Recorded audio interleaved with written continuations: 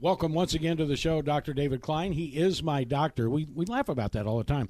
I don't know if there has to be that disclaimer, but we do it anyway. Oh. All right. We often talk during the commercials, but we don't talk a lot on the air about we're putting a lot of bad stuff in our bodies. I mean, we are really ingesting some bad stuff because if you read the label on just about anything you pick up off the shelf, I don't understand half the stuff that's in there. I know there's soy in most of it, and I know there's fructose in a lot of it. But we're putting some bad stuff in. Even the over-the-counter pain medications we're hearing some bad stuff about. So let's start with those. You know, Tylenol was back in the news. Acetaminophen, or whatever you want to call it, it was back in the news this week. You've been telling us a lot of this stuff is bad. Well, stuff is poison. Okay, let's start off with pollution. You know, if you look up in the sky, okay, over Los Angeles and it looks kind of reddish brown, you know that that's not really normal. That's not a sunset that you're looking at. Okay, it's called smog.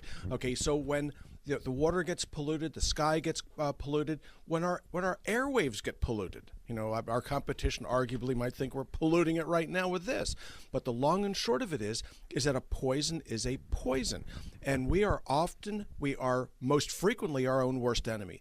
So what are we doing as individuals? What are we doing as citizens? What are we doing as parents? Okay, many of us, to poison ourselves, to shorten our tenure, okay, to make ourselves ill without not even knowing that we're doing it. You know, it's one thing to do it intentionally. There's some honor in that maybe, but there's no honor at all in being stupid and taking stuff that is making you sick. So let's start with your medicine cabinet, okay? Because there's a lot of stuff in that medicine cabinet that is neither medicinal, okay, nor particularly helpful. Okay, so we're going to start with Tylenol. Okay, everybody's looking at Tylenol because they're looking for a new use for it as an antidepressant. Well, hear this, and hear this well. Tylenol overdose kills more people worldwide than any drug. That includes alcohol, that includes tobacco, that includes cocaine, heroin, and the rest of them. More people die of the consequences of Tylenol than anything else. Well, why is it over the counter? It's a matter of law. It's a matter of habit. It's a matter of consequence. The long and short of it is that as little as 3,000 to 4,000 milligrams of Tylenol daily will lead to hepatitis. Okay, Tylenol-induced hepatitis is a fast way of dying. Unfortunately, it's a rather painful way of going as well. So it's not really what you want to do. There's more Tylenol in a bottle, one of these little bottles of 100. It'd kill 3 or 4 people easily enough. Okay, one bottle. Very interesting, isn't it? Okay, yet everybody within the perimeter of this station is going to keep Tylenol in their medicine chest and think nothing about taking 2 or 3 of these little bad boys 2 or 3 or 4 times a day. Well, does that really cause liver damage? And the answer is yes, it does. Does it cause it in everybody? No, it does not. But it will under certain circumstances. Now, what might those circumstances be? Alcohol probably being number one. Alcohol puts a strain and stress on the liver. When that occurs, and then you go ahead and you nail it with something like Tylenol, okay, bad things happen. This is where the hepatitis starts to come in. You start doing damage upon damage. It's a double hit. But then again, okay, if you happen to be one of those unfortunate people that picked up hepatitis at an earlier age, you may not even know it. Okay, I encourage everybody to be tested for this anyway. Okay, you also have a liver that's a lot like a trick knee. Okay, you look at it the wrong way, it hurts, bends up, and you end up on the deck. Okay, hepatitis is bad enough. You go ahead and you poison yourself with Tylenol and a little bit of alcohol, and it's all over Irene. You know, we read about people going to the beach or going to the shore, okay, and picking up on clams, mussels, oysters, and so on and so forth, and picking hepatitis from that. Foodborne hepatitis, when combined with Tylenol, leads to a very, very yellow eye condition called jaundice and a slow, painful death. Bad news. Okay, now, so that finishes the good news portion of this segment. Now, what else can we do in that same medicine chest to cause a slow, miserable end to our existence? Well, those antihistamines that y'all are taking for your allergies, right? Well, up north we used to take lots of Corseed, and we used to take lots and lots of this and lots of that. Well, 2 things. Let me give you a little clue. 1, you're not as young as you used to be, okay? And as you get older, okay, bad things start to happen to the brain cells. And you can speed this up tremendously using antihistaminic and anticholinergic medications that are found right there in your medicine chest. Okay, so we'll go out of our way and we'll spend a lot of money, a lot of resources treating people for Alzheimer's disease that promote the production of histamine and acetylcholine. And many of the same caregivers are turning around for $1 a day and poisoning their parents and their grandparents using antihistaminic and anticholinergic cold medications to help them sleep. Well, what else are you doing to these poor old people? They call this elder abuse here, by the way. There are laws against this. They have to prove intent so you're safe. Okay, but if you really want to do your parents some good, you want to do yourself some good, be very, very careful with some of those antidepressants and those sleep medications. What do? They're also anticholinergic. They're also these antiserotonergic compounds.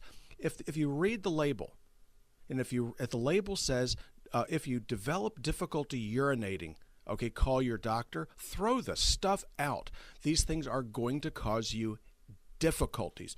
Well, what else can you do to hurt yourself, damage yourself irreparably, or damage yourself, if not reparably, it'll be slow and expensive, are those anti-acids that you're taking, the omeprazoles, okay, the Tagametes and so on and so forth, the Prilosec.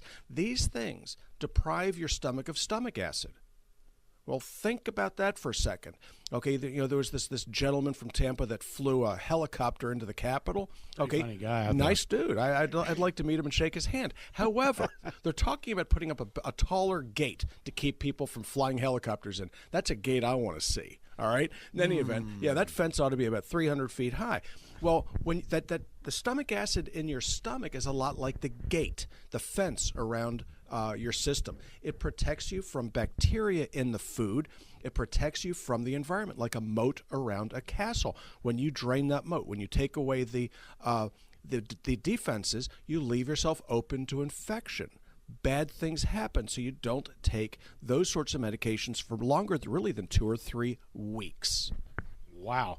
And some of the stuff that we are doing, and we've got some questions coming up in another show on Ask the Doctor, but by golly, we're putting some stuff and letting our kids put stuff in their body like crazy, like Monster and some of these drinks that they're drinking, but they don't drink just one before a football game. I see people walking around with them all day. A six-pack. You got to love crazy. it. Of course it's nuts. Okay, so what's in that junk that will make you sick? Okay, well, I mean, the healthier ones are the ones that go out and get methamphetamine from the drug dealer.